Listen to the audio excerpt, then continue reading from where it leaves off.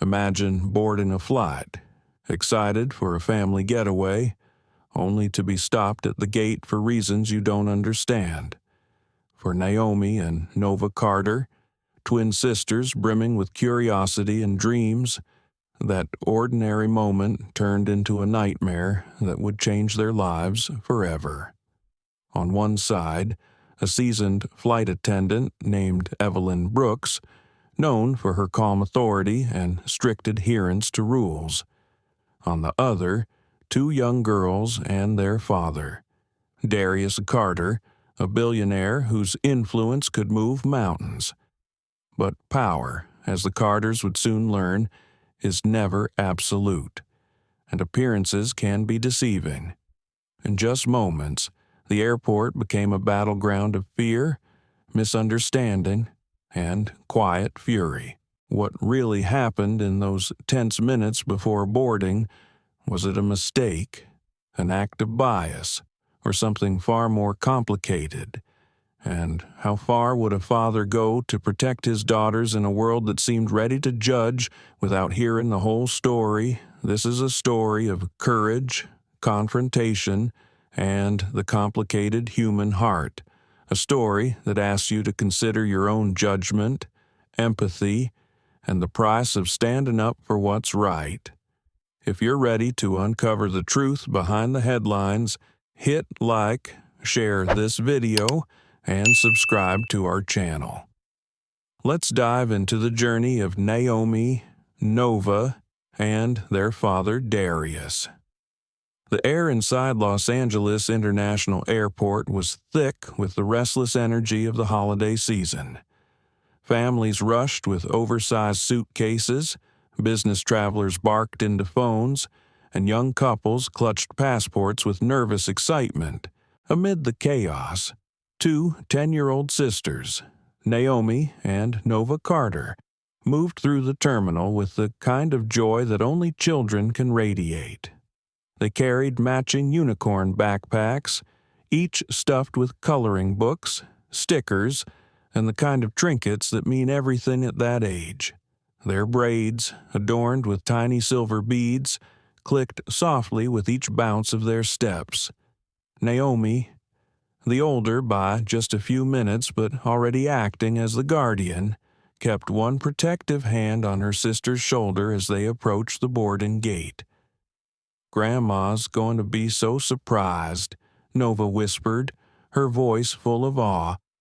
Naomi grinned, her eyes shining. "We'll tell her about the Christmas tree at home and how Daddy put the star on top. She'll love that." Their father, Darius Carter, had promised to meet them in London just a few days later, a titan of finance. His life was a blur of boardrooms and flights across continents, but when it came to his daughters, his tone softened, his presence grounded.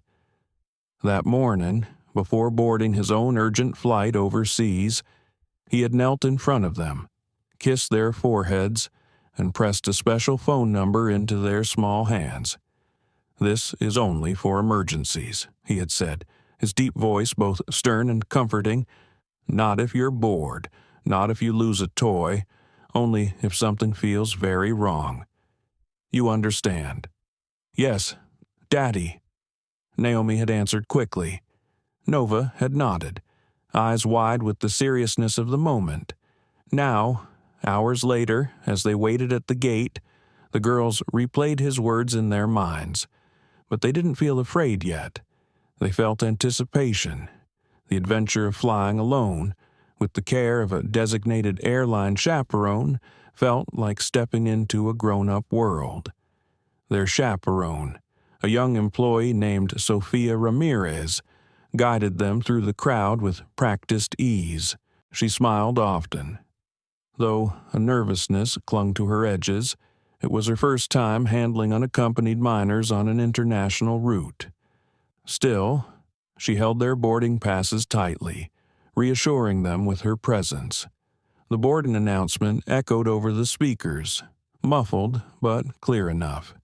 Families with young children, first-class passengers, and those needing special assistance were invited to board. Sophia gently nudged the twins forward. Naomi's chest swelled with pride as she approached the gate agent. She held her boarding pass like a golden ticket, ready to prove she and her sister belonged on this journey. Behind the counter stood Evelyn Brooks, a woman whose posture alone spoke of decades in uniform. Her blonde hair, lacquered into a helmet, did not move as she scanned the crowd. Her lips formed a thin, unforgiven line as she accepted the boarding passes. The girls had never seen eyes so cold, faded blue, sharp as glass. Searching. Naomi's smile faltered, though she didn't know why. Nova clutched her sister's arm a little tighter. Evelyn glanced at the screen, then back at the children. Something flickered across her face. Doubt, suspicion. She tapped her nails against the keyboard, each click echoing in the quiet pocket of space around the counter. The line of passengers behind them shifted impatiently. Evelyn muttered. There seems to be a problem with the documentation. Sophia leaned in, her brow furrowing. I don't believe so. Their father booked everything himself. The system confirmed this morning. Evelyn's voice rose slightly, just enough for nearby passengers to hear. The file is incomplete. Consent forms aren't verified. For international travel, especially involving minors, this is a serious issue. She let the word linger. Trafficking is not something we take lightly. The last word sliced through the air like a blade. Naomi stiffened. Nova's lip quivered. The line behind them grew restless. Strangers now staring at the two little black girls caught under the harsh spotlight of suspicion. A man whispered to his wife, "Probably better safe than sorry." Naomi wanted to shout that their father was waiting for their call when they landed, that they were safe, that nothing was wrong. But her voice stuck in her throat. She simply reached for Nova's hand, squeezing it tightly. Sophia tried again, her tone firm but wavering at the edges. Their father is their sole guardian. It's documented in their profile. This is an elite member of the airline he ensured every requirement was met. Evelyn's frown deepened. Status does not override federal regulations. Without notarized proof of sole guardianship or both parental consents, I cannot in good conscience allow them to remain on this flight.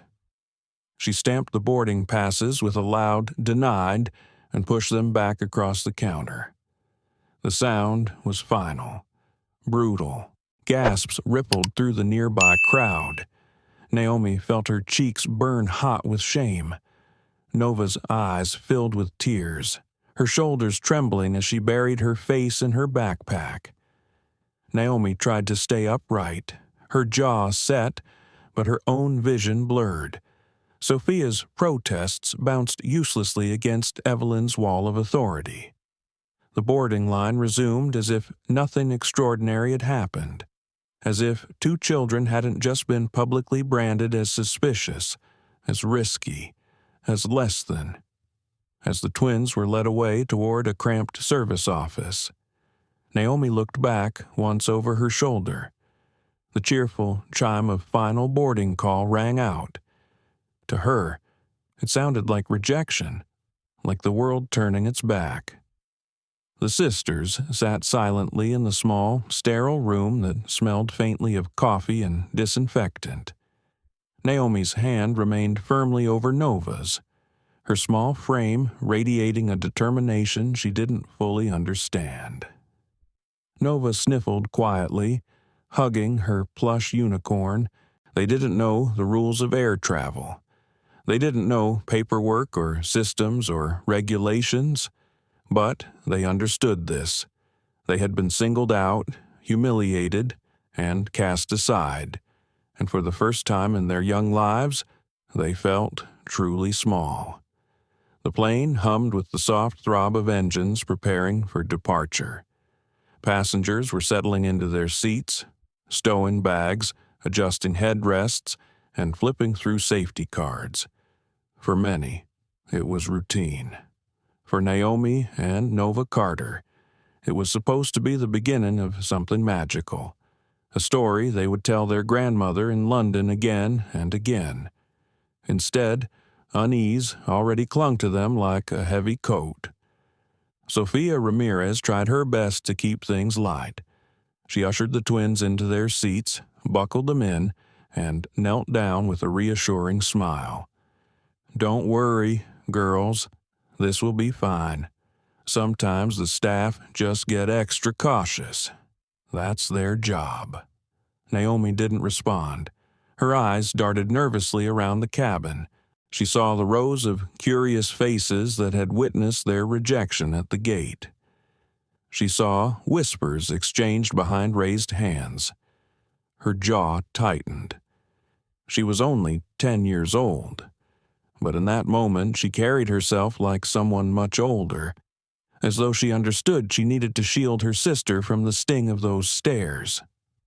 Nova leaned close, whispering so softly Sophia had to strain to hear. "Did we do something bad?" Sophia's chest clenched. She shook her head firmly. "No, honey, you did absolutely nothing wrong.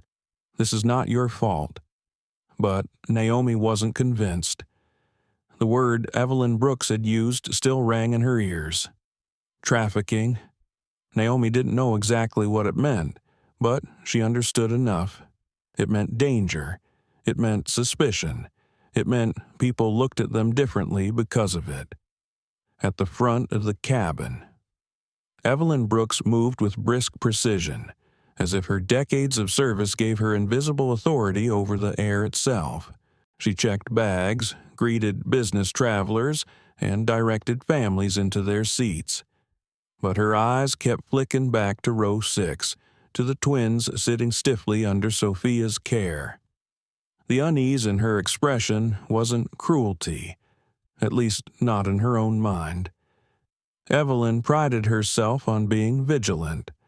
30 years in the skies had given her more stories than she could count, and she had always told herself that rules existed for a reason. Still, something about the girls gnawed at her. The paperwork had not matched perfectly. The system had flagged the file. In the wake of new federal directives, she was expected to treat every inconsistency as a potential threat. She adjusted her collar and exhaled slowly. To her, this wasn't about malice, it was about duty. Yet duty, carried out without compassion, can look very much like cruelty. As the last passengers boarded, Evelyn approached Sophia. "May I see the documents again?" she asked. Her tone clipped. Sophia stiffened. She handed over the file from her tablet, praying this would finally put an end to the scrutiny. Evelyn scrolled through, her eyes narrowing. She tapped the screen, highlighting an entry. "Here, consent from the mother is unverified. That alone invalidates the authorization." Sophia swallowed. Their father is the sole guardian. That's why his documentation is in the system. There is no mother listed for legal purposes. Evelyn's mouth tightened into a hard line. "Then, where is the notarized court order granting him sole guardianship? I don't see it marked as verified." Without that, these children should not be traveling internationally. Her voice had risen again, and nearby passengers tilted their heads toward the conversation. A man in a navy blazer muttered, "Unbelievable," while a woman across the aisle whispered, "How could they let them board Naomi's small hands balled into fists?" Her heart pounded. She wanted to shout that her father had taken care of everything, that he always took care of everything, but the words caught in her throat. She glanced at Nova, who was shrinking into her seat, hugging the unicorn plush until its seams strained. Sophia leaned in closer to Evelyn, trying to keep her voice low. "Look, we're in the middle of the cabin. Everyone can hear you. Please, let's not do this in front of the girls." But Evelyn was immovable. "This is a matter of safety.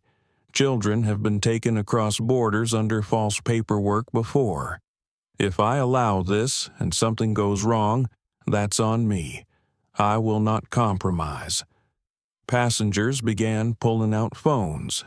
A teenager 2 rows back tilted his camera discreetly. Another traveler shook her head, murmuring, "This is so wrong."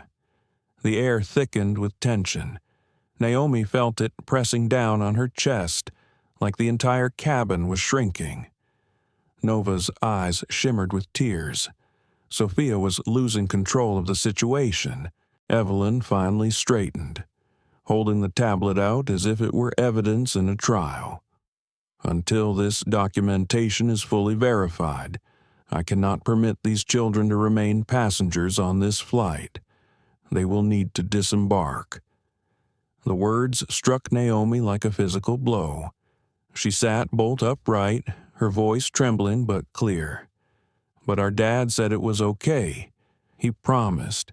He said he'd meet us when we landed." Evelyn didn't look at her. She spoke to Sophia instead. "Escort them off." Gasps rippled through the cabin. Some passengers shifted uncomfortably in their seats. Others stared openly, and one man muttered something about protocols keeping everyone safe. Naomi's lip quivered, but she forced herself not to cry. She took Nova's hand firmly. "Come on," she whispered, though her own voice cracked. Nova sobbed quietly, clinging to her sister as Sophia rose, her face pale with panic. The humiliation was suffocating. Naomi could feel the eyes boring into her back, feel the weight of judgment from strangers who knew nothing of her life, nothing of her father, nothing of who she and her sister truly were. As Sophia guided them toward the front, Naomi looked up at her, desperate. "Can we call Daddy now?" she asked in a whisper that sounded far older than her 10 years. Sophia hesitated. Torn between protocol and instinct, she nodded quickly. "Yes, we'll call him. Right now." For the first time since leaving their home, Naomi allowed herself a flicker of hope. But, deep down, she already knew what that call would mean. It would not just be a conversation between a father and his daughters. It would be the spark that ignited a storm. At the galley near the exit, Evelyn handed the file back to Sophia with clinical detachment. "I'll notify the captain. They are not to travel." Naomi caught the words. Her chest tightened until she could barely breathe. She turned her face toward the oval window. Away from Nova's tears, away from Sophia's trembling hands, away from Evelyn's steel gaze. She tried to hold on to the image of her father's smile that morning, his warm reassurance. But the edges of that memory blurred, washed over by the sting of exclusion. Passengers whispered as the twins were led down the aisle, the hum of voices weaving into a low, judgmental chorus. Naomi didn't know it yet, but those whispers would soon echo far beyond this cabin. For now, she held her sister's hand and braced herself for the moment Sophia would press that number, the one their father had given them for emergencies only, the moment that would change everything. The aisle of the aircraft seemed impossibly long as Sophia guided Naomi and Nova toward the galley at the front. The murmurs of passengers followed them like shadows. A few eyes were sympathetic, but most carried the same mixture of suspicion and discomfort, as if the 2 little girls were now something dangerous, something to be wary of. Naomi felt her chest tighten with every step. her hand gripping Nova's so tightly their knuckles turned white. By the time they reached the galley, Naomi's face was flushed hot, and Nova was silently crying, her tears soaking the mane of her stuffed unicorn. Sophia tried to crouch down to comfort them, but Evelyn Brooks stood nearby with her arms crossed, her face a mask of authority carved from stone. "I've notified the captain," Evelyn said briskly. "The children will not be continuing on this flight until the documentation is verified." Her words carried the sharp finality of a gavel in a courtroom. Sophia felt her stomach churn. She wanted to argue, but she had already tried, and every protest had only seemed to harden Evelyn further. "Now," Sophia's voice cracked as she tried again. "Evelyn, please. They're 10 years old. Look at them. They're terrified. Can't we at least handle this discreetly? Without the entire cabin watching?" Evelyn didn't flinch. "If something were to happen, because I looked the other way, the consequences would be far worse than a little embarrassment. Regulations exist for a reason. I've seen too many irregularities swept under the rug. Not this time." Naomi lifted her chin at that, her eyes burning with the effort to hold back tears.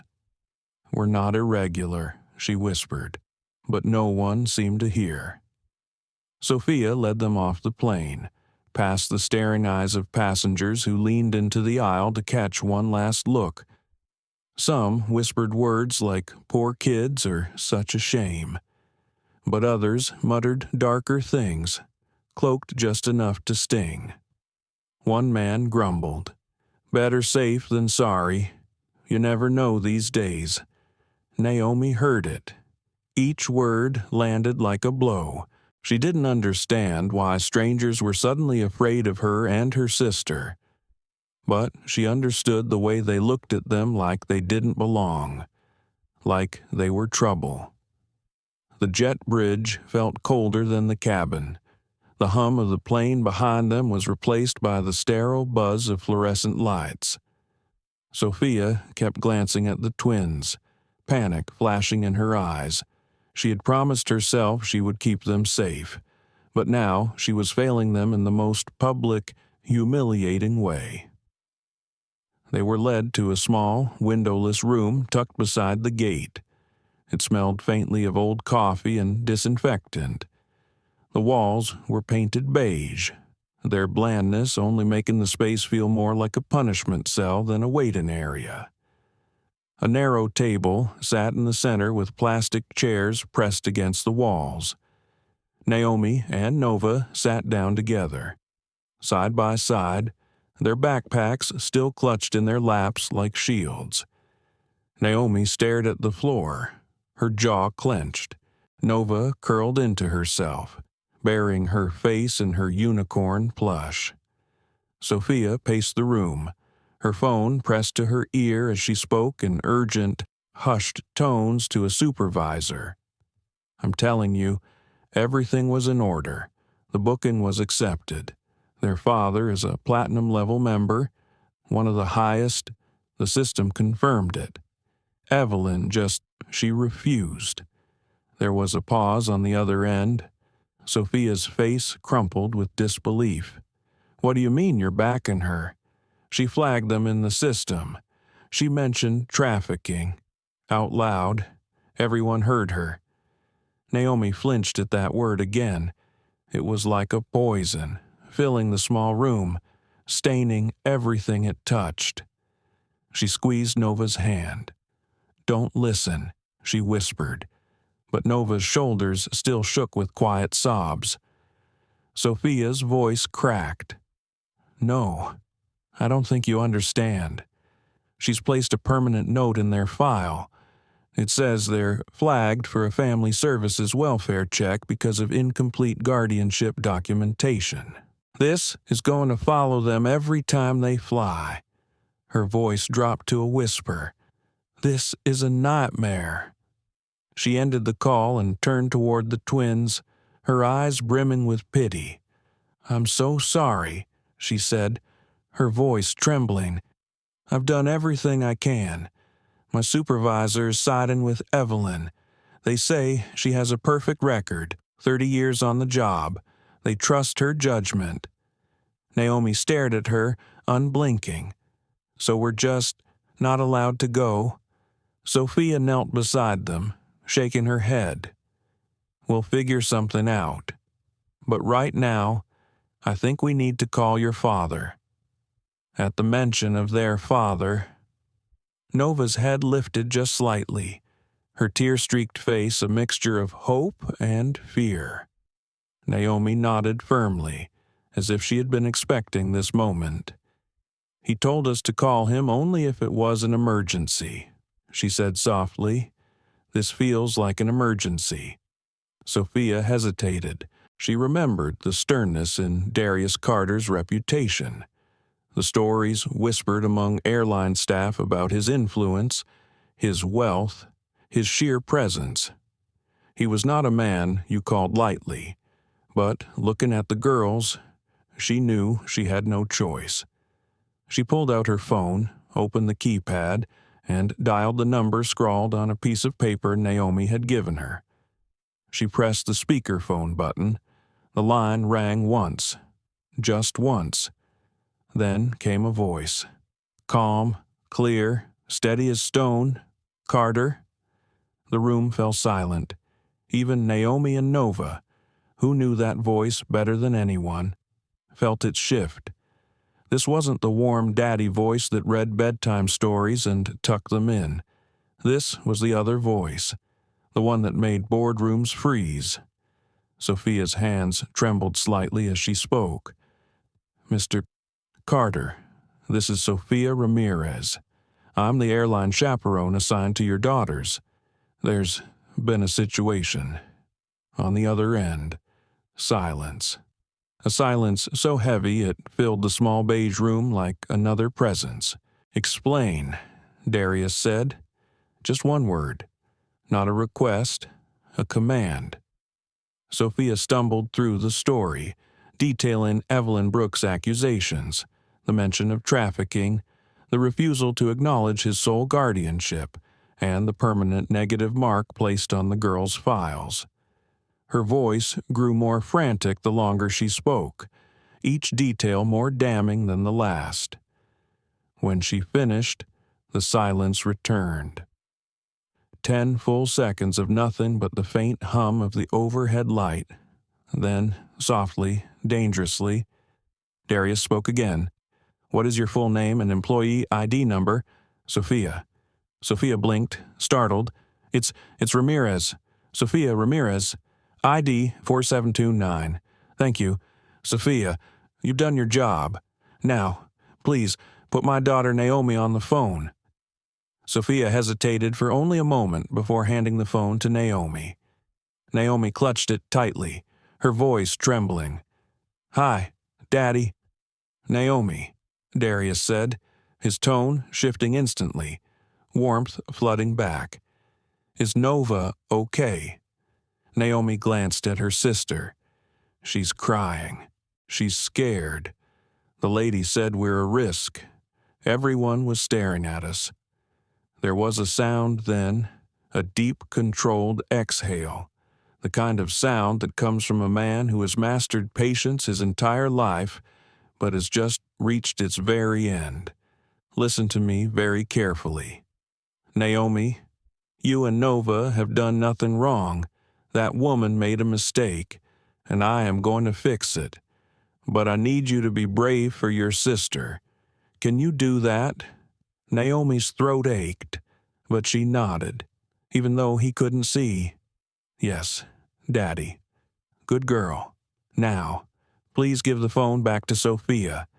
Naomi handed it over, her eyes shining with a fragile hope.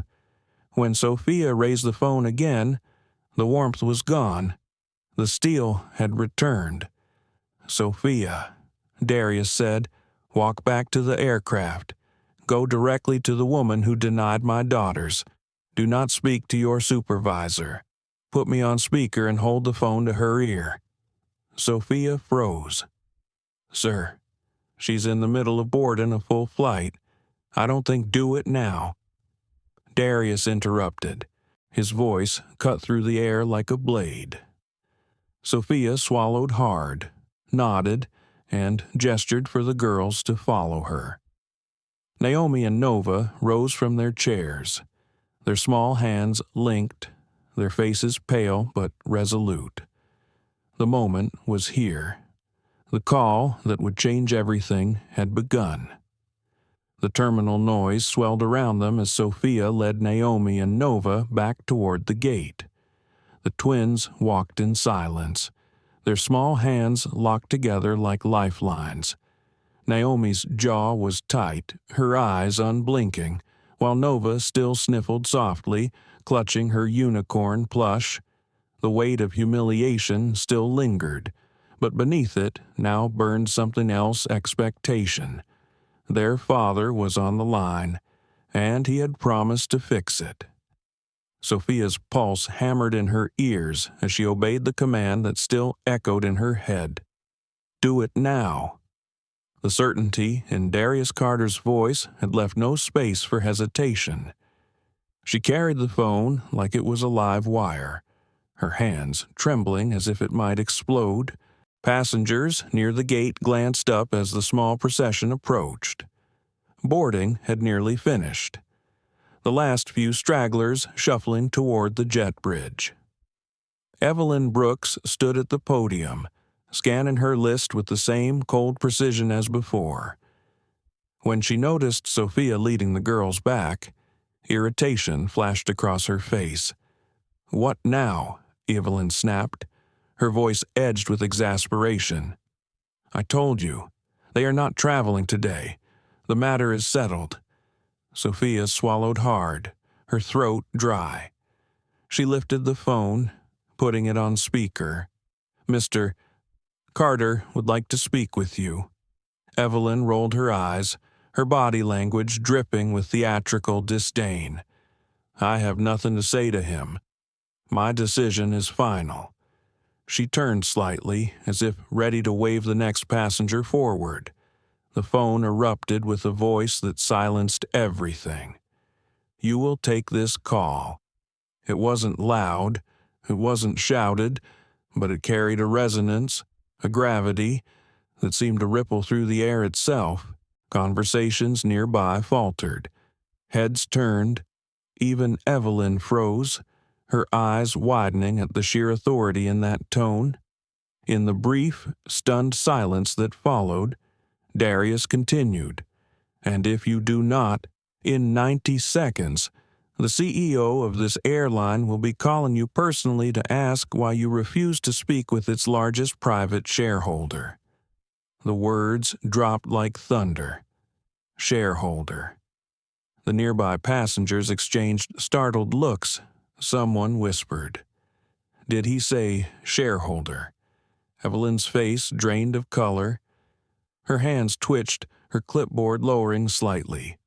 Slowly, as though her body no longer belonged to her. She reached for the phone. She held it up to her ear with unsteady fingers. "This is Evelyn Brooks," she said. Her voice was suddenly small, a far cry from the sharp command she had wielded only minutes before. "Miss Brooks," came Darius's reply, "cold as ice. You have denied boarding to my children. You have publicly accused them of being a risk. You have humiliated them in front of an entire aircraft. And you have done so based on a policy that my legal team helped draft 3 years ago. A policy that explicitly covers sole guardianship status for executive tier members. Tell me, Miss Brooks, did you verify, or did you simply decide Evelyn's throat constricted?" I was following procedure," she stammered. "No," Darius said, the word cutting like a blade. "You were not. You were engaging in a discriminatory act under the guise of vigilance. You turned a procedural error into a spectacle, and you did it at the expense of 2 children. Passengers around the gate were openly staring now. their phones raised, recording every second. The tide of judgment had begun to shift, the weight of suspicion turning away from the twins and toward Evelyn herself. Evelyn's knees trembled. She tried to stand her ground, but the foundation beneath her had cracked. "I was trying to protect them," she whispered weakly. "You were trying to protect yourself," Darius snapped. "And now, here's what will happen. Flight 27 is not leaving this gate. In fact, no flight belonging to this airline is leaving any gate at this airport until my daughters are safely seated on board. Do you understand me?" The words had barely left his mouth when the airport's public address system crackled to life. "Attention, all global air staff. Effective immediately. We have a temporary ground stop on all departures. Repeat, a temporary ground stop on all departures. Please stand by for further instructions." A murmur swept through the terminal, sharp and electric. Passengers clutched their bags, glancing around in confusion. Gate agents picked up phones, their faces etched with disbelief. Pilots in uniform exchanged urgent looks as radios buzzed with chatter. Evelyn's jaw fell open. She turned, staring through the window at the row of aircraft waiting on the tarmac. One by one, their lights blinked uncertainly, their scheduled departures suddenly frozen in place. The air itself seemed to pause, suspended between shock and awe. "You think you hold power here, Miss Brooks," Darius continued, his voice relentless through the phone. "But power has just shifted, and you will now correct the mistake you made. My daughters will be escorted back onto that aircraft. They will be seated in the first-class cabin. You will personally serve them their pre-departure beverages, and only when I receive confirmation from them will I allow this airline to resume operations." Evelyn's lips trembled, her voice barely audible. "Yes, Mr. Carter." Naomi stared up at the gate agent, her small hand tightening around Nova's. For the first time since this ordeal began, she saw the fear in Evelyn's eyes. The fortress of authority that had loomed so large had been dismantled in seconds by a voice on the other end of a phone. Passengers whispered in awe. "Did he just shut down the whole airline?" one asked. Another muttered, "Who is this guy?" Sophia's heart pounded as she handed the phone back to Naomi. "Daddy," the girl asked, her voice quivering. "It's okay now, baby girl," Darius said, warmth returning to his tone in an instant. "Sophia will take you back to your seats. A man named Mr. Henderson, the head of the entire airport operation for this airline, will meet you at the door of the aircraft. Give him a big smile. And Miss Brooks, she'll be the one bringing you orange juice. Text me when you're seated. Understood." Naomi swallowed hard, her eyes bright with unshed tears. "Yes, Daddy. Good girl. Now go with Sophia." The call ended. For a moment, the silence was deafening. Then, slowly, all eyes turned to Evelyn Brooks. She stood frozen, the phone still in her hand, her posture stiff but her face ashen. She knew her world had just shifted in a way she could not control. Sophia guided the twins back toward the jet bridge. Naomi walked tall. Her chin lifted, though inside her heart still raced. Nova clutched her hand, a fragile smile breaking through the tears on her cheeks. Behind them, Evelyn Brooks inhaled sharply, squared her shoulders, and followed. Every step felt like walking into a storm of her own making. The jet bridge seemed longer than usual as Sophia led Naomi and Nova back onto the plane. The passengers still seated inside watched the small procession with wide, curious eyes.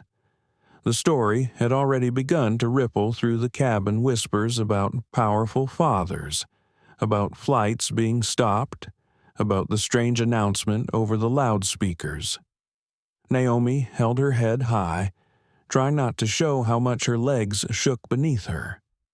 Nova clung to her sister's hand, still carrying her unicorn, her face blotchy from tears but lit now with cautious hope. Evelyn Brooks followed a few steps behind, her composure shattered but her uniform still neat. To the passengers, she no longer seemed like the stern guardian of the cabin, but like someone walking reluctantly to her own trial. Sophia stopped near the forward galley and turned, the phone still in her trembling hand. She placed it on the counter and activated the speaker again. "Mr. Carter, we're back on board." The cabin hushed instantly. Conversations died mid-sentence. Even the rattle of luggage in the overhead bins seemed to pause, dozens of eyes fixed on the small rectangle of glass lying on the counter. "Good," came Darius's voice, smooth but edged with steel. "Now let's finish this." Evelyn stiffened, her throat tight. She glanced at the passengers, then at the phone, then at the girls sitting stiffly in their seats. For the first time in her career, she felt the balance of authority tilt completely out of her hands. "Miss Brooks," Darius said, his words slow, deliberate. "For 30 years you have worked for this airline.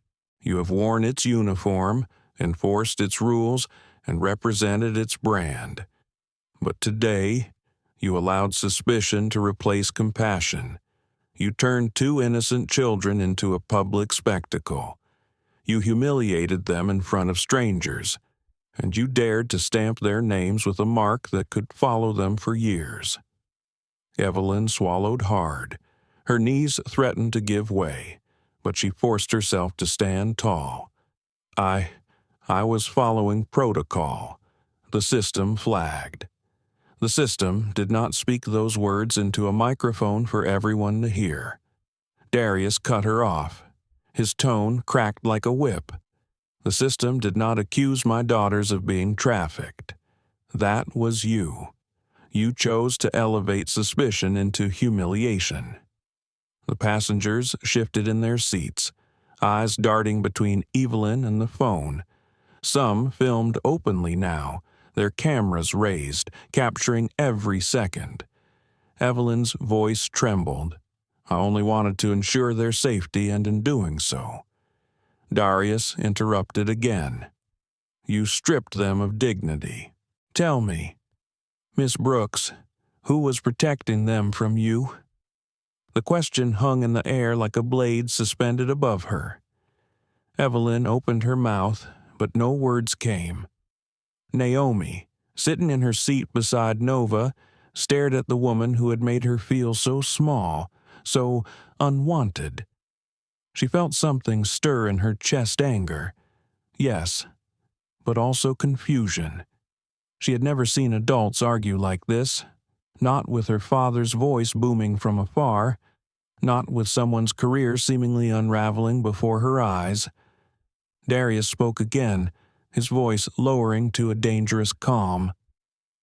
"You will correct this, Miss Brooks, right here, right now, in front of everyone who heard your accusations." Evelyn's lips quivered. "What? What do you want me to do?" "You will apologize to my daughters," Darius said, his tone unyielding. "You will acknowledge that you were wrong, and then you will serve them as honored passengers, not as suspects." Evelyn's hands shook at her sides. In 30 years, she had never been forced into such a public reckoning. Apologies were not part of her vocabulary. Authority had always been her shield. But the shield was gone now, stripped away by a man thousands of miles away whose voice carried more weight than her entire career. Passengers leaned forward, eager, unsettled. They wanted to see the confrontation play out, to witness the rare moment when a gatekeeper was dragged into the light of accountability. Evelyn's eyes flickered toward Naomi and Nova. Nova shrank back against her seat, still trembling, while Naomi's gaze burned with a quiet, defiant strength. Meeting that gaze, Evelyn felt her chest constrict. Slowly, haltingly, she knelt down in the aisle beside their seats. Her voice cracked. "Naomi, Nova, I was wrong. I should not have spoken to you that way. I should not have doubted you." She struggled to force the words out. "I'm sorry." Naomi blinked. She hadn't expected to hear those words. Not from this woman. Not so soon after being made to feel so small. She squeezed Nova's hand, then nodded once. "Thank you," she said softly. The cabin erupted with murmurs, some approving, some astonished. A passenger across the aisle whispered, "Did that really just happen?" Darius's voice returned through the phone. "Now, Miss Brooks, you will escort them to their rightful seats in first class, and you will serve them. Consider it your penance." Evelyn's face flushed crimson, humiliation washing over her like a wave, but she stood, nodded, and gestured stiffly. "Right this way." Sophia gathered the girls' backpacks, still stunned by the unfolding drama. She guided them forward, Naomi walking tall now, Nova clinging close but calmer than before. Evelyn followed with the air of someone walking into a cage she herself had locked. As they entered the first-class cabin, the difference was immediate. The seats were wide, leather gleaming, with plush pillows and warm lighting. The couple originally assigned to seats 1A and 1B were already being relocated, their protests silenced by hushed words from the purser. Naomi and Nova climbed into the seats, their eyes wide at the sudden luxury. For a moment, Naomi allowed herself to breathe, to feel safe again. Evelyn stood in the aisle, pale and rigid. The purser handed her a silver tray with 2 glasses of fresh orange juice, condensation beating on the crystal. The tray trembled in Evelyn's hands as she approached the girls. Her voice was barely above a whisper. Your orange juice." Naomi reached out, steady, composed. "Thank you." It was simple. It was polite, but it cut deeper than any insult. Naomi handed the other glass to Nova, who sipped it slowly, the sweetness grounding her. For the first time all day, her tears stopped. From the galley, Sophia handed Naomi the phone. "Your father's still on the line." Naomi lifted it to her ear. "Daddy, we're sitting down now. We have juice." On the other end, Darius exhaled softly. For him, it was both relief and rage bound together. "Good. Stay strong for your sister. I'll handle the rest." The call disconnected. The weight in the cabin lingered, but the balance had shifted. Evelyn stood frozen, her humiliation complete, while passengers whispered and filmed.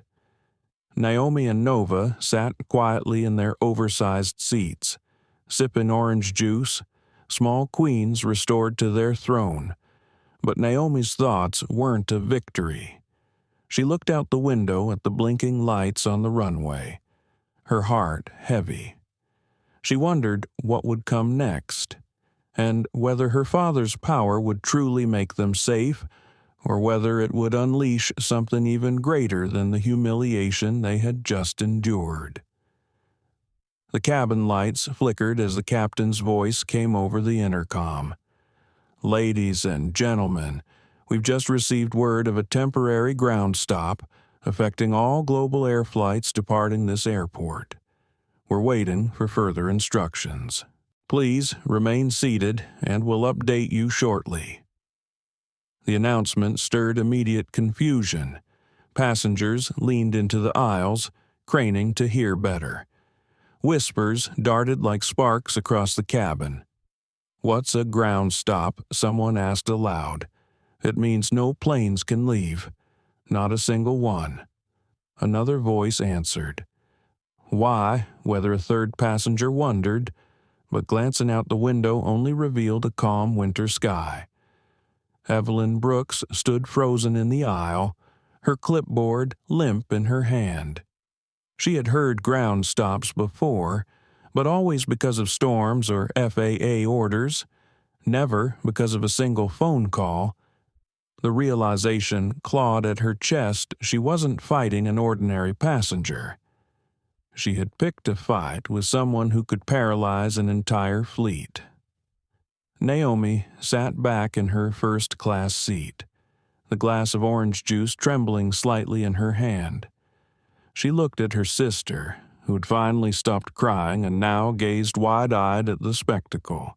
"Does this mean Daddy did this?" Nova asked quietly. Naomi hesitated. Her heart swelled with pride at her father's power, but beneath that pride ran a shiver of unease. She had never seen his voice, just his voice, move the world like this. She nodded anyway. "Yes, Daddy's making them listen." The whispers grew louder as more passengers realized what was happening.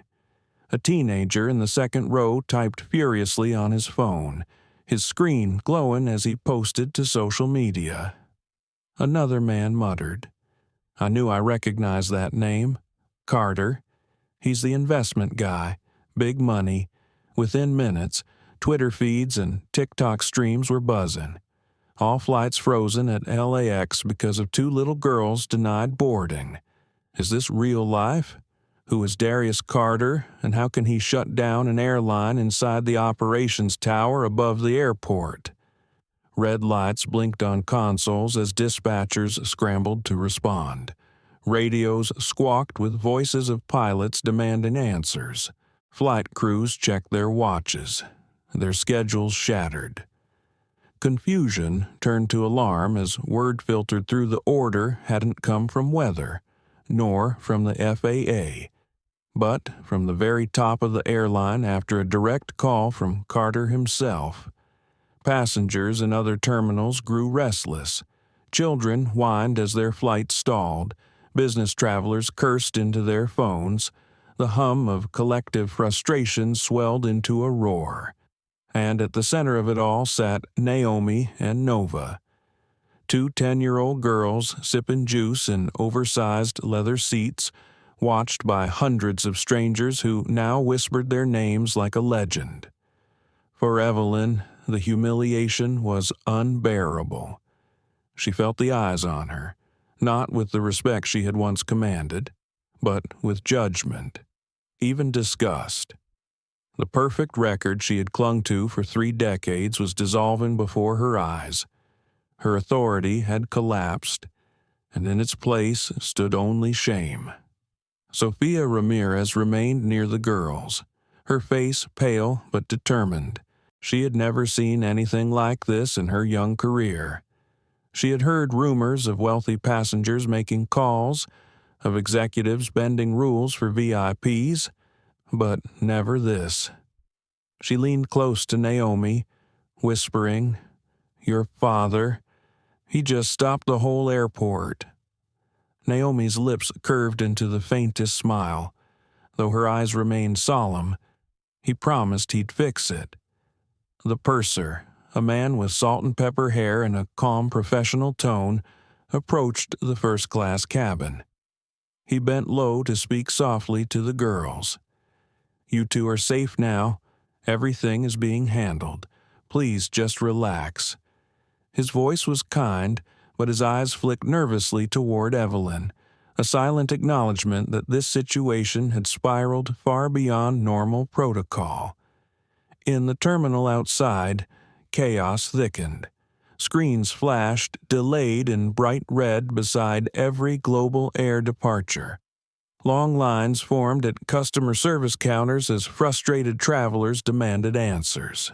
News crews dispatched from downtown Los Angeles began racing to the airport. Tipped off by viral posts spreading across social media, back in the cabin, Naomi felt an odd heaviness in her chest. She was no longer invisible. Everyone was looking at her and her sister now, not with suspicion, but with awe, curiosity, sometimes even envy. It felt strange. A few hours ago, she had been humiliated, made to feel like she didn't belong. Now, the entire airline was at a standstill because of her. The shift was dizzying. Nova tugged her arm. "Naomi, are we in trouble or are we special?" Naomi bit her lip. She wanted to say special. She wanted to bask in the warmth of her father's protection. But the truth nodded inside her. Maybe it was both. Maybe they were both special and in trouble, in ways too complicated for a 10-year-old to untangle.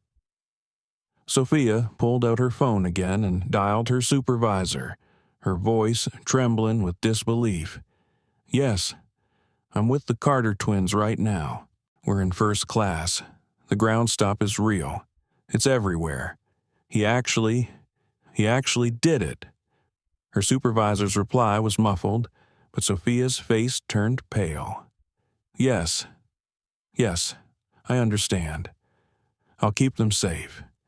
She hung up and looked at the girls. "Your father has every executive in this airline on edge right now." The captain stepped out of the cockpit, his face composed but strained. He approached the first-class cabin and crouched near Naomi and Nova. "Your father wants me to let you know that he has spoken with the CEO directly." He said carefully, "Everything is being handled. This flight will wait for you no matter how long it takes. You are our priority." Naomi's throat tightened. The captain's words should have comforted her, but they only made the weight of the moment heavier. Everyone around her seemed to orbit her and Nova now. Every eye, every whisper, every decision revolved around them. Meanwhile, Evelyn lingered near the galley, her hands clenched, her breathing shallow. Her authority had evaporated. The passengers who once obeyed her commands now stared at her like she was the villain of a story they couldn't stop watching. She felt stripped bare, every ounce of control gone. Her career dangling by a thread she could no longer hold. One passenger, a man in business attire, finally spoke aloud, his voice tinged with contempt. "This is what happens when you treat kids like suspects. You humiliated them. And now look, your airline is grounded." Others murmured in agreement. A woman whispered, "She deserves this, every second of it." Evelyn's cheeks burned. She wanted to vanish, to disappear into the sterile walls of the plane, but there was nowhere to hide. Every whisper cut deeper. Every stare reminded her of the moment she had lost everything. Naomi glanced toward her. For a moment, her young eyes softened, filled with something Evelyn hadn't expected: pity. Naomi didn't understand everything, but she understood enough. This woman had once been powerful, and now she was broken. The surreal tension stretched on until Sophia placed the phone back in Naomi's lap. Her father's voice filled the cabin again. "Naomi, Nova, I need to hear from you directly. Are you seated comfortably? Are you safe?" Naomi looked at her sister, who nodded through damp eyes. Together, they answered. "Yes, Daddy, good," Darius said. "Drink your juice. Take a deep breath. The rest is no longer your problem." He disconnected again, but his presence lingered in the air like a storm cloud, heavy and undeniable. The passengers sat in stunned silence. The crew moved cautiously, as if every action now carried the weight of history. Naomi and Nova sipped their juice quietly, their small hands resting together on the armrest. Somewhere above the Atlantic, flights that should have been airborne were still stuck at gates, their engines silent, And inside the fuselage of Flight 27, two little girls sat at the center of it all, too young to fully understand what it meant to have the power of an empire crash down around them. The cabin settled into a strange quiet after Darius Carter's voice faded from the speakerphone.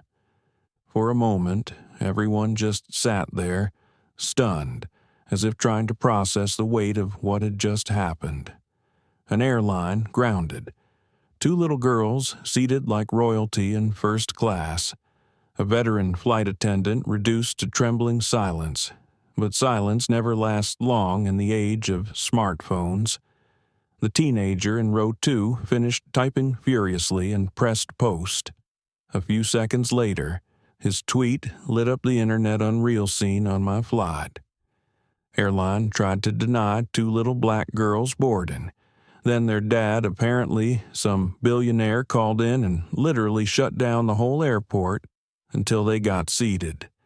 Wildest thing I've ever seen. The tweet was a spark tossed into a field of dry grass.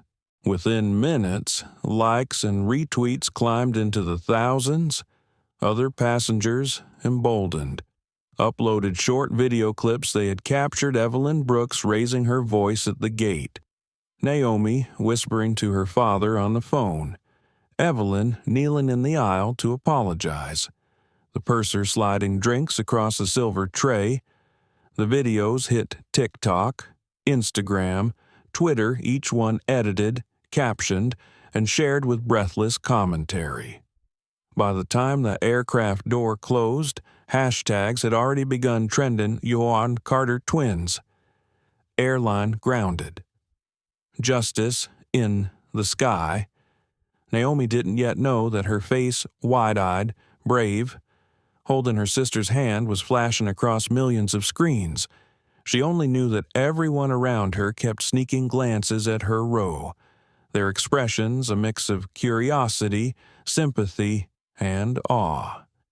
Nova leaned close and whispered, "Why is everyone looking at us?" Naomi didn't have an answer. She squeezed Nova's hand and murmured, "Don't worry. Daddy's fixing everything." But Naomi wasn't sure she believed her own words. Across the aisle, Evelyn Brooks sat rigid in a jump seat, her hands folded tightly, her breathing shallow, her thoughts swirled like a storm she couldn't escape. 30 years of spotless service reduced to this. Her name, once anonymous among thousands of flight attendants, now whispered with disdain in this very cabin.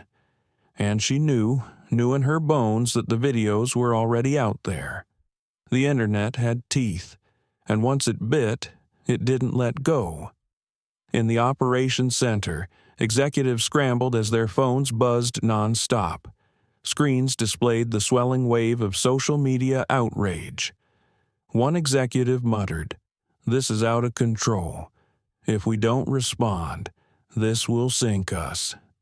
Another barked into a headset, "Get ahead of the narrative, draft a statement, now," but it was already too late. The narrative had written itself.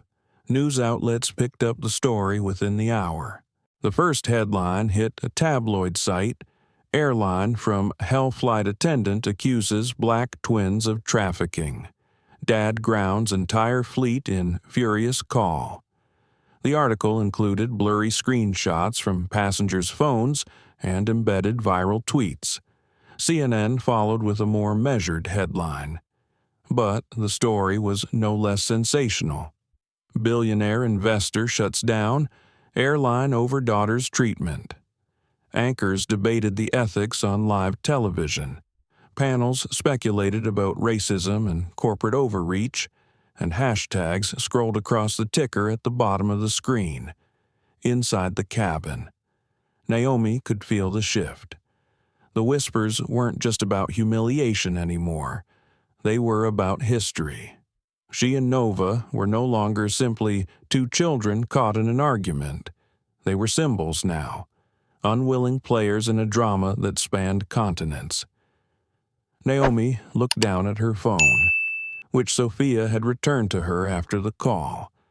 A notification banner flashed across the screen. "Your story is trending." She didn't understand what it meant exactly, but she sensed it was bigger than she could grasp, bigger than both of them. Passengers scrolled their own devices, showing each other posts and headlines. A woman leaned over to her husband, whispering loudly enough for Naomi to hear, "Those are the Carter twins. The Carter twins."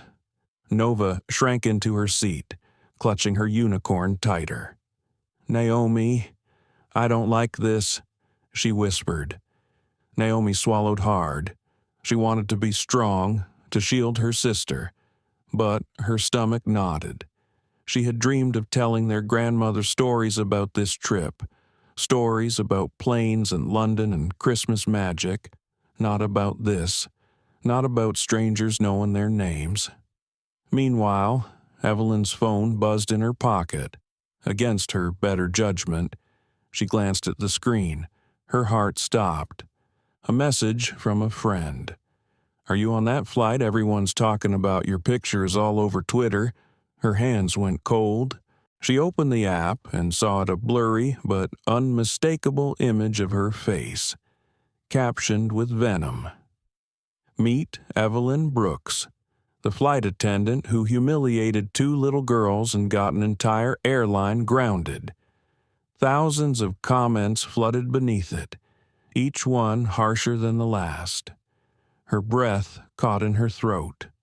She wanted to scream that it wasn't fair, that she had only been following orders, that the system itself had failed her. But none of that mattered now. The internet had chosen its villain, and it was her. Back at the Carter residence, miles away, Darius's communications team was already spinning the story. Draft statements framed him not as a ruthless mogul, but as a protective father. This wasn't about power. One crafted line read, "It was about justice for 2 children who deserved dignity." Darius reviewed the draft silently. He knew the truth was more complicated. His rage hadn't been only about his daughter's dignity, it had been about his pride, his name, his unwillingness to be questioned. But the public didn't need that truth. They needed a hero. On board, the captain made another announcement. "Ladies and gentlemen, we have been cleared to depart shortly. Thank you for your patience." Relief rippled through the cabin, though the unease remained. The passengers had witnessed something historic, and they knew it. As the engines roared to life, Naomi pressed her forehead to the cool window, staring out at the runway lights. Nova dozed against her shoulder, exhausted from the roller coaster of emotions. Naomi's mind churned. She thought about her father's voice, the way it had bent reality around them. She thought about Evelyn's face when she was forced to kneel and apologize. She thought about the strangers filming, posting, judging. A part of her was proud. Proud that her father had protected them, that he had made the world see them. But another part whispered questions she couldn't silence. Was this really protection, or was it something else? As the plane lifted into the night sky, phones buzzed with fresh notifications, headlines screamed, hashtags soared, and somewhere in a quiet newsroom in New Jersey, a young journalist named Harper Lee leaned back in her chair, staring at the trending story on her screen. Something about it didn't add up. In the days following the viral storm, the Carter twins' story dominated every news cycle. Talk shows replayed the videos on endless loops, Naomi's steady gaze as she accepted orange juice. Nova's tear-streaked face pressed against her unicorn, Evelyn Brooks kneeling in humiliation. Commentators praised Darius Carter as the embodiment of righteous fatherhood, a man who stopped at nothing to protect his children. The internet was merciless in its applause and in its condemnation.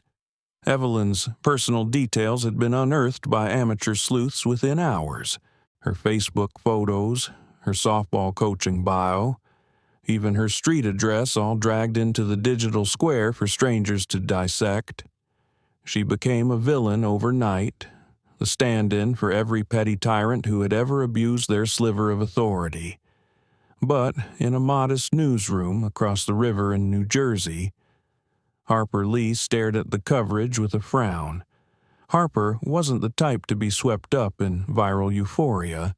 At 32, she had spent her career writing stories that often got buried beneath the noise: local council meetings, community fundraisers, the occasional profile on a retiree with a remarkable hobby. She had learned long ago that the truth was rarely as neat and satisfying as the headlines made it seem. And this story felt too neat. She leaned back in her chair, scrolling through thread after thread. The same narrative repeated itself in slightly different words.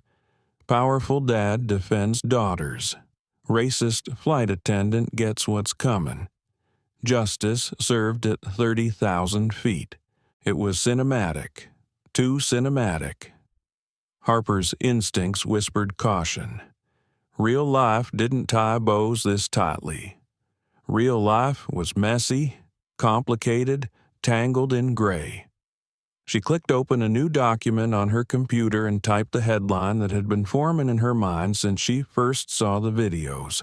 What really happened on Flight 27.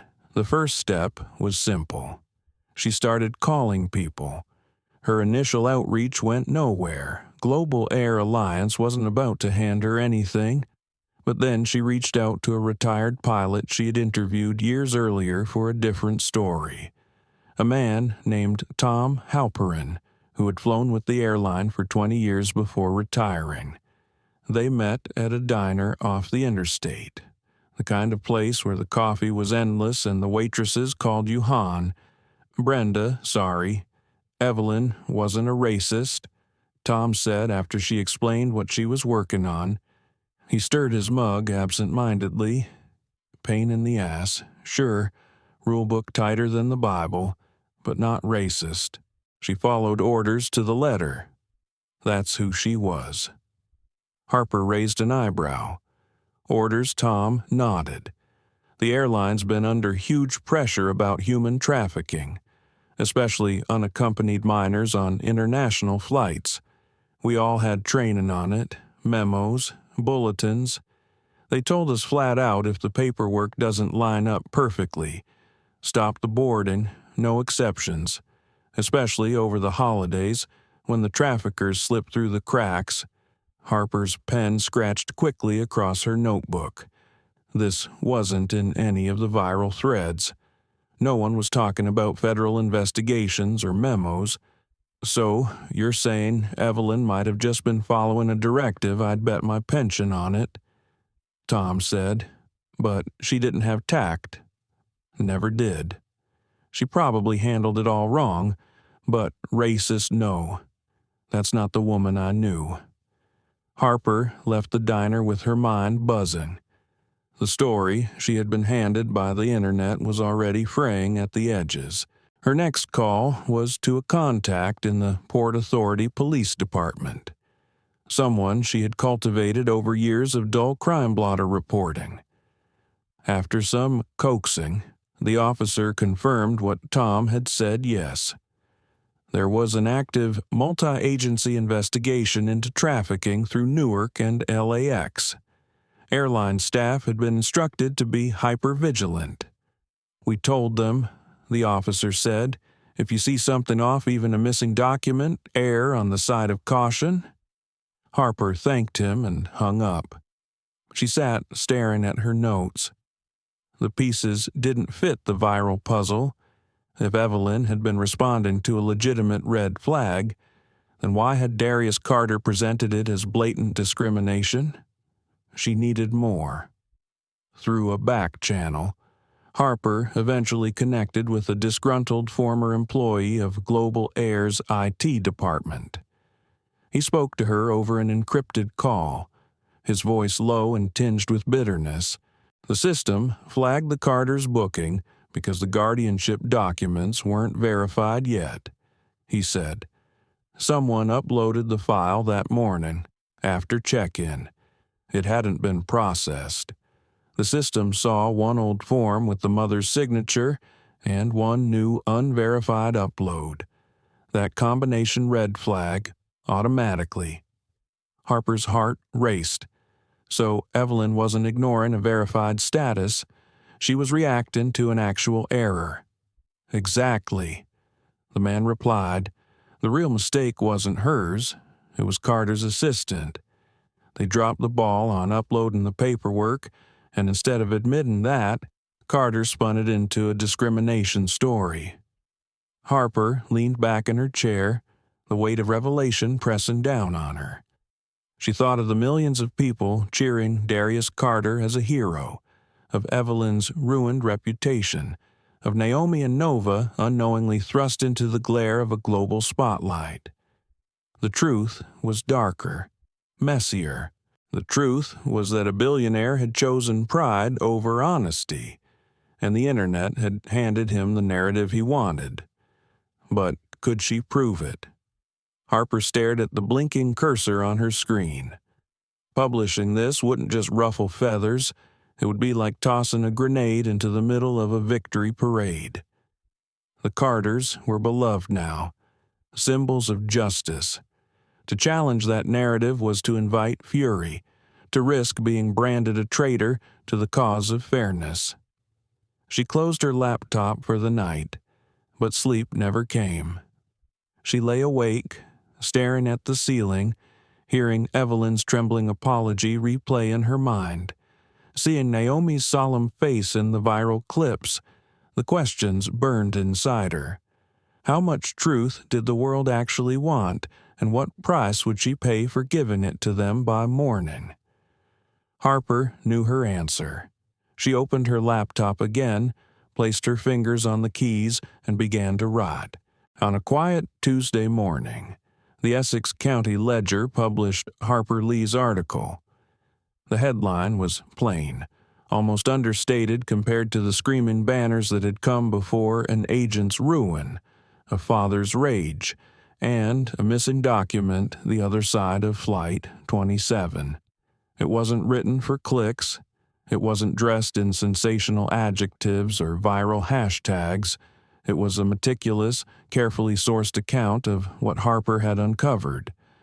She laid out the memos from Homeland Security, the directives to airline staff, the red flags coded into Global Air's system. She explained, step by step, how Evelyn Brooks had not fabricated suspicion, but had followed a mandate designed to stop traffickers.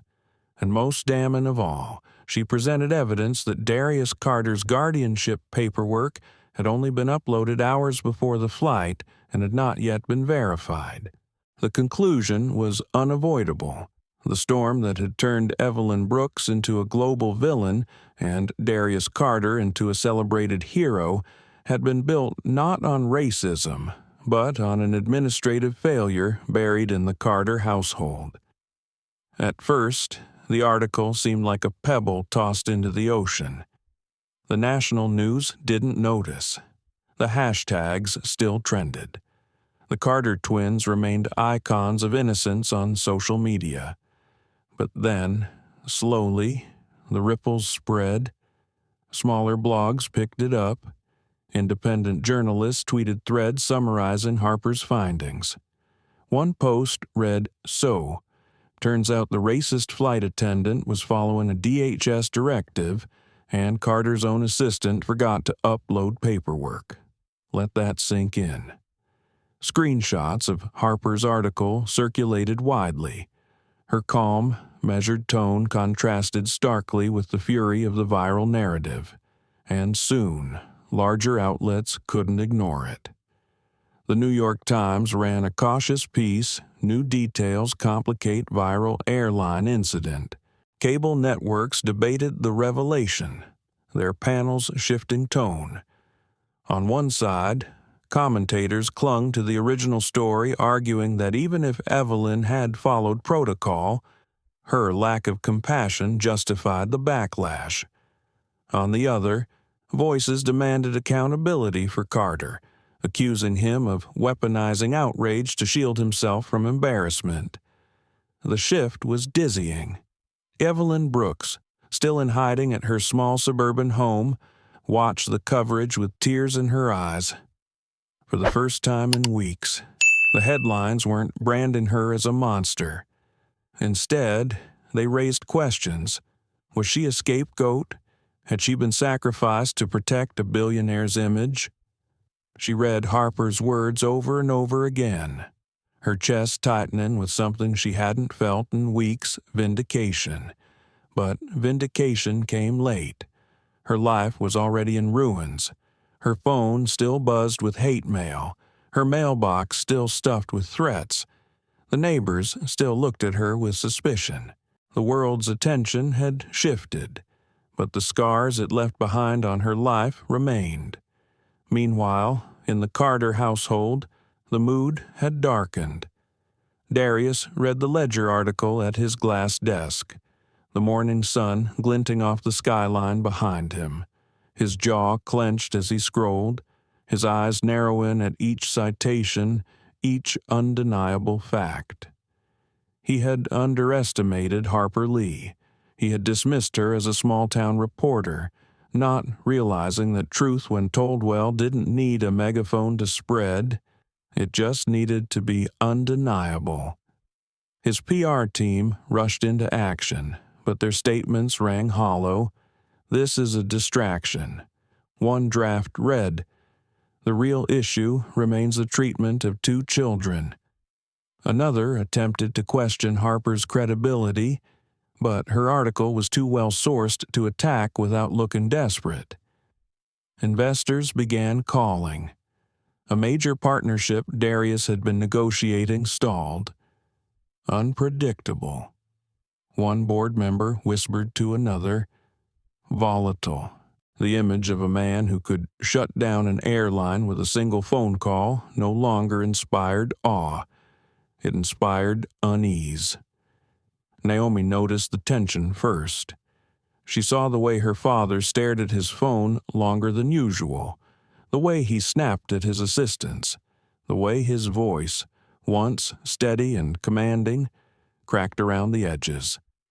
One evening, she found him in his study, the Ledger article open on the desk. She climbed onto the chair across from him, her legs swinging above the floor.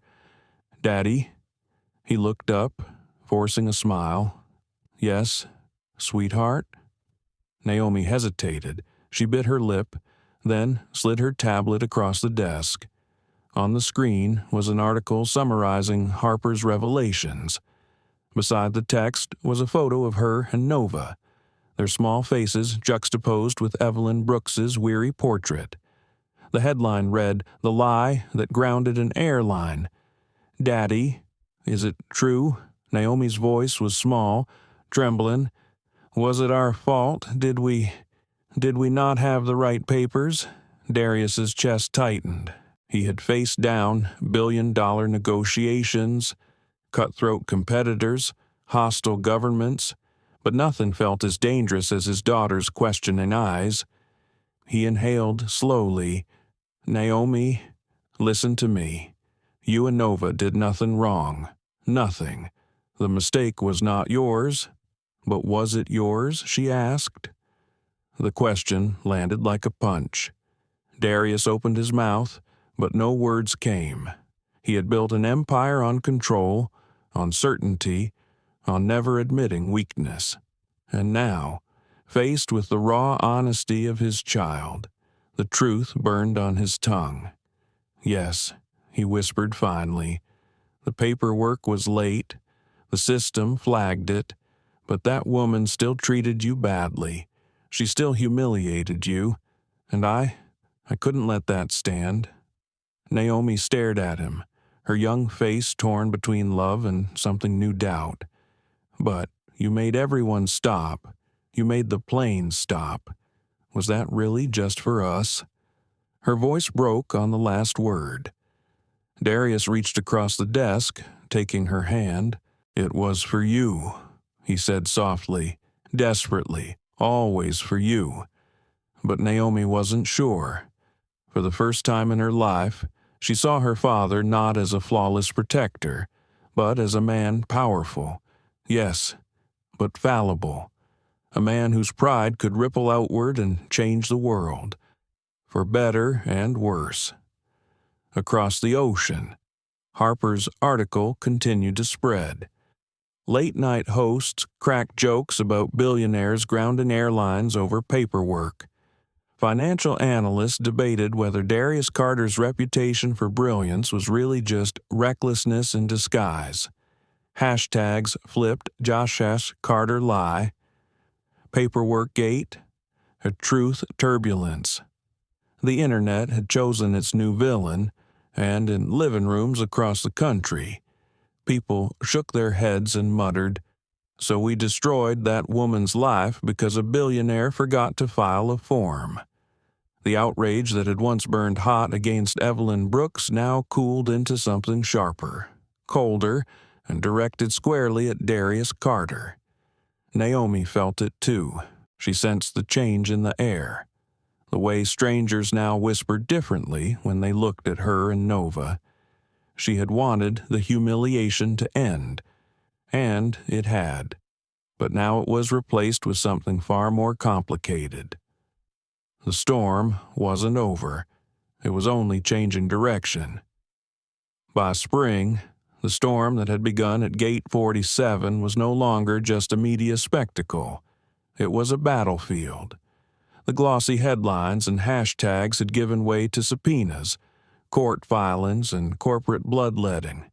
Evelyn Brooks, once too humiliated to leave her home, reemerged quietly with a new weapon, a lawsuit, backed by a team of attorneys funded partly by a GoFundMe organized by her former softball team. Evelyn filed a wrongful termination and defamation claim against Global Air Alliance. The complaint was brutal in its simplicity. She had been following federal directives when she stopped Naomi and Nova Carter from boarding, and the airline had fired her to placate a billionaire investor. Her lawyers didn't stop there. They named Darius Carter in the suit, accusing him of orchestrating a smear campaign that ruined her life. The filing hit like a thunderclap. For weeks, pundits had debated Harper Lee's exposé, but the lawsuit turned debate into war. If Evelyn could prove her case, it meant not only that the airline was culpable, but that Carter himself had manipulated the truth at the expense of a rank-and-file employee. The public reaction was visceral. The same people who had once cheered Carter's righteous fury now flooded comment sections with disgust. So he tanked an airline schedule just to cover up late paperwork, one commenter wrote, and destroyed a woman's career on top of it. Unreal. Investors grew nervous. The stock of Global Air Alliance slipped further. More damning still. Whispers began spreading through Wall Street about Darius himself. Competitors sensed blood in the water. Partners who once courted his approval now stalled calls, hesitant to tie their names to a man whose reputation was curdling into recklessness. Inside Carter Capital, the atmosphere shifted. Senior partners avoided eye contact. Assistants spoke in hushed tones. The aura of invincibility that had once clung to Darius evaporated, replaced by unease. Deals slipped through his fingers. A long-anticipated merger collapsed in the final stages, the board citing concerns about volatility. Everyone knew what that meant. At home, the cracks showed in sharper relief. Naomi watched her father more closely now. She saw the way his phone calls stretched late into the night, his voice taut with desperation rather than command. She saw him pause at the dining table, staring at headlines he couldn't control. One evening, as the twins sat coloring at the kitchen counter, Nova whispered, "Naomi." Daddy looked smaller now. Naomi didn't answer. She glanced at her father, hunched in his study, the glow of the desk lamp casting shadows under his eyes. Smaller. That was exactly the word. For Evelyn, the lawsuit gave her something she hadn't felt in months: agency. Each deposition, each motion filed, was a step toward reclaiming the dignity stripped from her at 30,000 feet. She refused interviews, letting her lawyers speak for her, but privately she began to breathe again. Harper Lee followed every development. She attended court hearings, scribbling notes furiously, her once local story now shaping national conversations. Reporters from major outlets jostled beside her, but Harper kept her focus sharp. For her, this wasn't about fame. It was about finishing what she started, about showing that truth mattered even when it was inconvenient. The hearings were brutal. Airline executives admitted under oath that staff had been warned about trafficking risks, that Evelyn had acted in line with training materials. Internal emails revealed frantic debates about how to handle Carter's rage, culminating in a panicked decision to sacrifice Evelyn's career for the sake of placating their shareholder. Each revelation chipped further at Carter's armor. He had framed himself as a father first.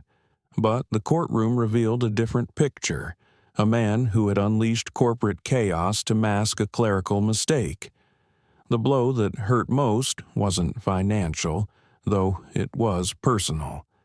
During one cross-examination, Evelyn's lawyer projected Naomi's viral image on a large screen, her small hand gripping Nova's, her wide eyes shimmering with tears. "Mr. Carter, you claim you acted solely to protect your daughter's dignity," the lawyer said. "But is it true that their humiliation was triggered by incomplete guardianship paperwork filed under your responsibility?" The courtroom held its breath. Darius's jaw tightened. His lawyer objected, but the damage was already done. The image lingered, the implication stark. Later that night, Naomi found the clip circulating online. She saw herself on that massive courtroom screen, her pain dissected by lawyers and replayed for strangers. It unsettled her in ways she couldn't name. When she asked her father about it, his face darkened. "People will twist anything," he muttered. "Don't let them make you doubt me." But Naomi already did. Nova, meanwhile, sensed the tension without fully understanding it. She clung harder to Naomi, her once carefree spirit dulled by the constant swirl of headlines and whispers. The Carter twins had become symbols in a war of narratives, and even at 10 years old, they felt the weight. The reckoning spread beyond the courtroom. Richard Hammond, the beleaguered CEO of Global Air Alliance, announced his early retirement, a clear sacrifice to contain the scandal. Shareholders demanded sweeping reforms, including a public apology to Evelyn Brooks. That apology came months later, delivered at a press conference by Hammond's successor. Miss Brooks was acting in accordance with enhanced federal security protocols. The statement read, "Her termination was a regrettable error in judgment made under extraordinary circumstances." Evelyn stood outside the courthouse as cameras flashed, her lawyer at her side. She didn't smile. The vindication was hollow. She had won on paper, but she knew she would never get back the life she once had the trust of passengers, the anonymity of a quiet career. Still, it was a reckoning. Back in the Carter home, Darius sat at his desk long after the twins had gone to bed. The house was quiet, but inside him, the noise was deafening. He thought of Naomi's questioning eyes, of Nova's fragile innocence, of Evelyn Brooks's trembling apology in the aisle of that plane. He had won battles his whole life by wielding power like a sword, but this battle had revealed a truth he couldn't escape. Power could bend reality only for so long before the truth bent it back. When Naomi peeked into his study that night, she saw not the titan of industry who had grounded an airline, but a man weighed down by consequences. And though she didn't have the words for it yet, she understood something new, something painful. Her father's power could protect them from the world, but it couldn't protect him from himself. The reckoning had arrived, and it wasn't finished. By summer, the legend of Darius Carter had inverted. What had once been a tale of righteous vengeance was now a cautionary parable. The same networks that had lionized him in December were running grim exposés. Their Chiron headlines merciless the lie that grounded an airline. On Wall Street, Carter Capital bled trust. The failed merger wasn't an anomaly. It was the first of many. 2 European partners pulled out of pending deals. A sovereign wealth fund withdrew interest entirely, citing concerns about Carter's judgment under stress. Even allies whispered it. Now he's unstable. The financial press pounced. Business journals dissected his fall in long features, describing him not as a visionary but as a man who wielded power recklessly, more concerned with saving face than building futures. Analysts who once praised his boldness now cited ego-driven risk as his fatal flaw. For the first time in decades, Darius Carter wasn't feared. He was doubted. At home, Naomi and Nova watched the transformation with growing unease. The house was still filled with luxury gleaming marble, sweeping glass windows, but it felt different now. The air itself seemed heavier. Assistants came and went with nervous expressions. Meetings stretched late into the night, their muffled arguments bleeding through the study door. Naomi had begun to understand something children rarely notice, that their parents were human. Not perfect guardians, not unshakable titans, human. And humanity, she realized, came with cracks. One evening, she found him sitting alone on the balcony, staring out at the city lights. His phone buzzed again and again beside him, unanswered. For once, the man who commanded empires let the calls ring into silence. "Daddy," she asked softly. He turned, his expression gentler than she expected. "Naomi." His voice carried none of its usual authority. It was simply tired. She stepped closer, pulling a blanket around her shoulders. "Why is everyone so angry now? You were just protecting us." His eyes flickered. For a moment, she thought she saw something raw, shame, maybe, or regret. "People like their heroes simple," he said quietly, "black and white, protector and villain. They don't know what to do with the truth." Naomi hesitated, but the truth was that you forgot the papers. Her words weren't cruel, they were innocent, unvarnished, but to Darius, they cut deeper than any editorial. He exhaled, looking back at the skyline. "Yes, I made a mistake, a small one that turned into something much larger, and instead of admitting it, I fought back with everything I had. Did you regret it?" The silence stretched. "Finally," he said. "Every day." Naomi wrapped the blanket tighter. She wanted to believe him, wanted to erase the questions building inside her. But some part of her understood regret didn't undo what had happened. It didn't erase Evelyn's humiliation, or Nova's tears, or the way the internet had cheered and then turned. Meanwhile, Evelyn Brooks lived in a new kind of quiet.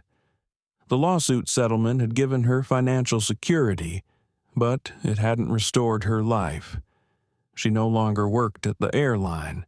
She avoided public spaces where she might be recognized. Even at the grocery store, she sensed whispers trailing her.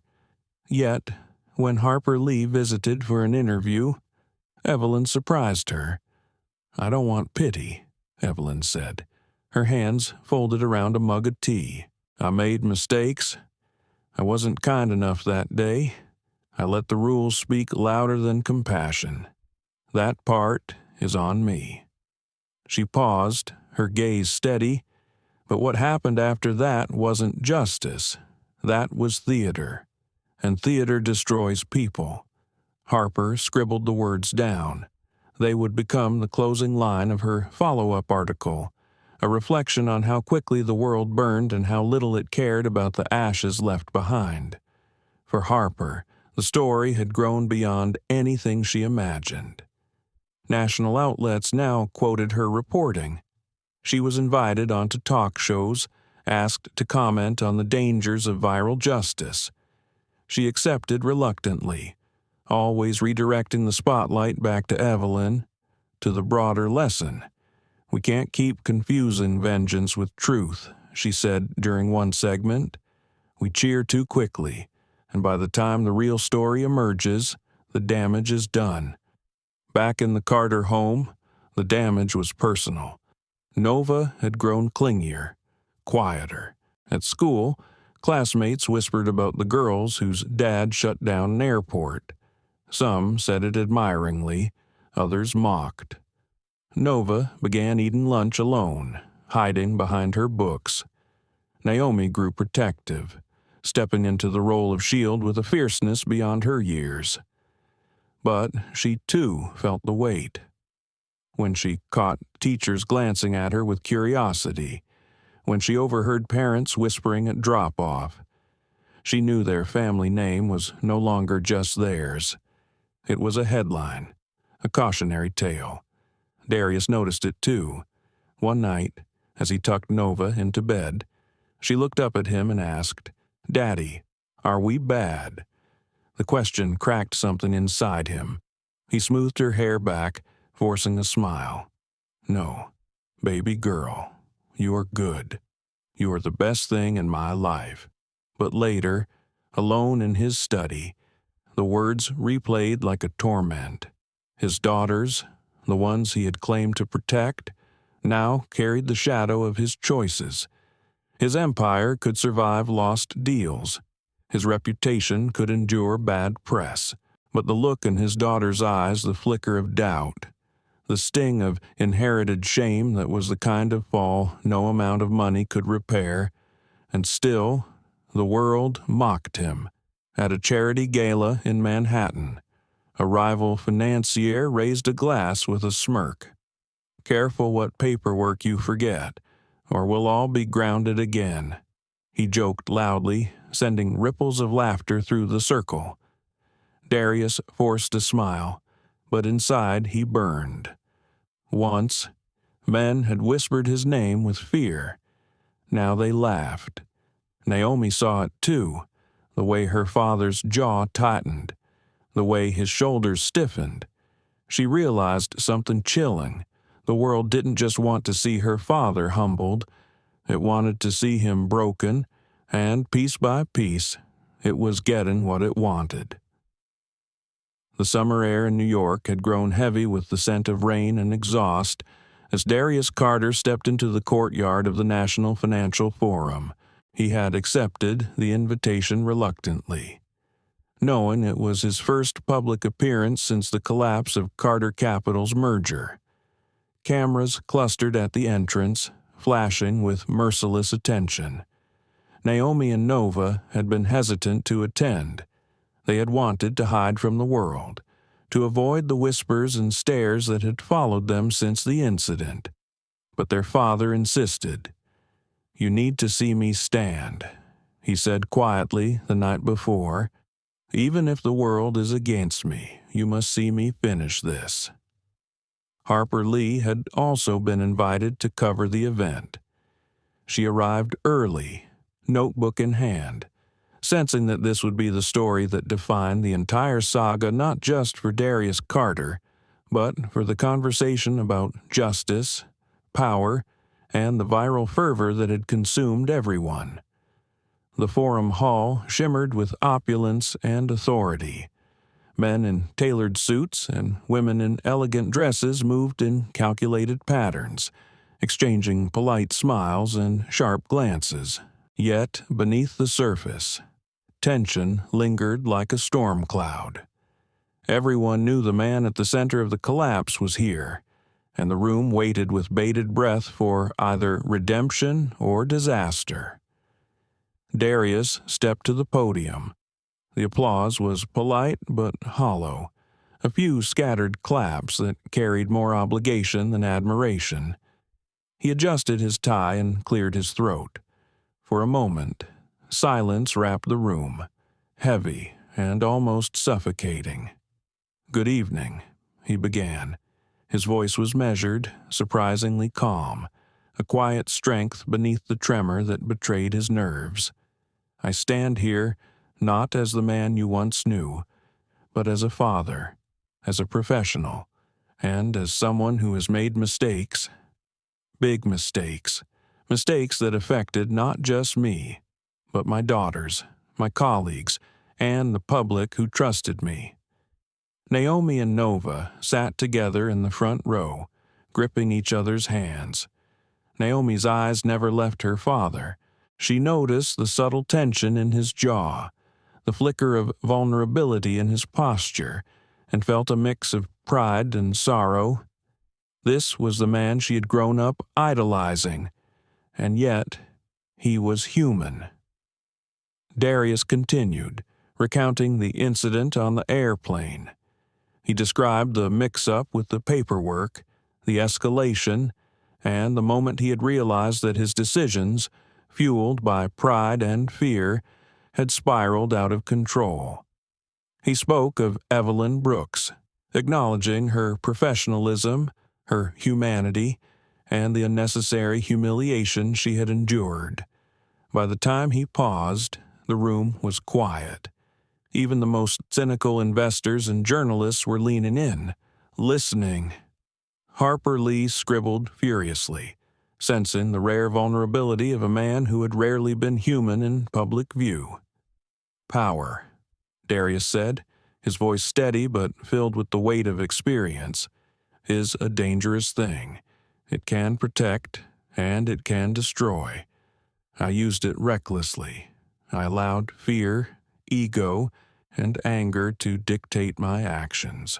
And in doing so, I forgot the most important lesson of all compassion." A ripple of murmurs spread through the audience. For the first time, Darius Carter had admitted fault not as a statement for damage control, but as truth. Naomi felt tears prick her eyes. She'd always known her father as strong, unbreakable, untouchable, but watching him own his mistakes, she realized strength wasn't invincibility. Strength was courage, even in humiliation, to face the consequences of one's actions. Nova leaned against her sister, whispering, "He's really sorry." Naomi nodded, unsure if words could fully capture the weight of what she felt. The moment of climax came unexpectedly. A reporter from a rival network stood up, voice sharp and accusatory. "Mr. Carter, can we trust anything you say? You shut down airports, disrupted thousands of lives, and yet you now claim humility. Why should we believe you?" Darius's face did not flinch. He inhaled slowly and responded with a quiet intensity. "Because humility is not measured by whether others believe you. It is measured by whether you acknowledge the harm you caused and work to make it right. I cannot undo what happened.